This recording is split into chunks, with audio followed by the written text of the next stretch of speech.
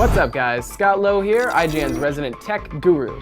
Nintendo may be waiting until E3 to show off their next console, but that hasn't stopped us from building one of our own.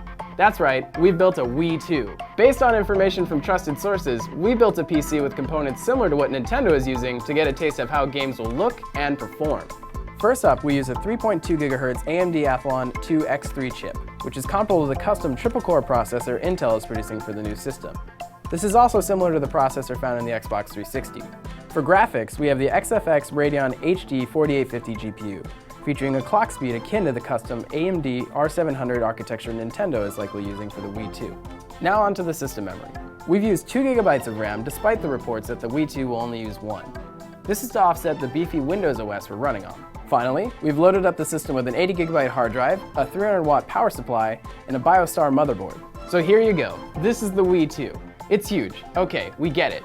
Nintendo's system will be drastically different than ours, using custom-built processors, a streamlined OS, and running optimized games. Still, we couldn't resist the opportunity to give you, and ourselves, a glimpse of what Nintendo's next console could be like. Enough about the hardware, let's talk about the games. For our testing, we called upon a number of recent cross-platform games, like Call of Duty Black Ops, Portal 2, Need for Speed Hot Pursuit, and even Crysis 2. And to our surprise, our mock system could handle all of them at native 1080p and at high graphics settings, which, of course, surpasses the Wii's meager 480p. Does this mean the Project Cafe will look light years beyond current consoles? Hardly, but we did see a noticeable bump. In the case of Call of Duty Black Ops, we found that while console versions had richer lighting effects, our custom Wii 2 delivered more detailed textures. The difference was clear on character models, but even more so in smaller environmental details like surrounding vegetation and structures.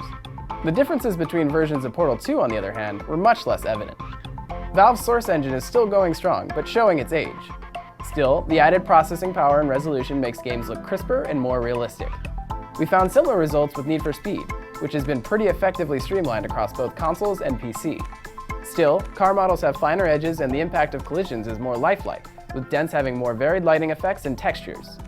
But, as any hardcore PC gamer would ask, can it run Crysis 2?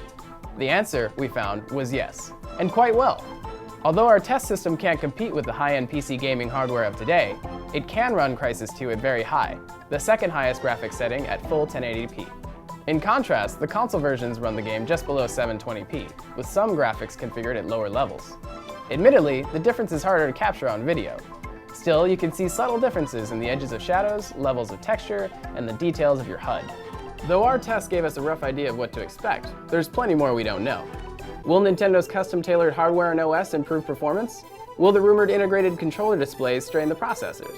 All, or at least most, will be revealed at Nintendo's press conference at E3 on June 7th. In the meantime, leave us your comments. And if you want to read more detailed results from our tests, or find out how we put the Frankenstein machine together, head over to IGN.com.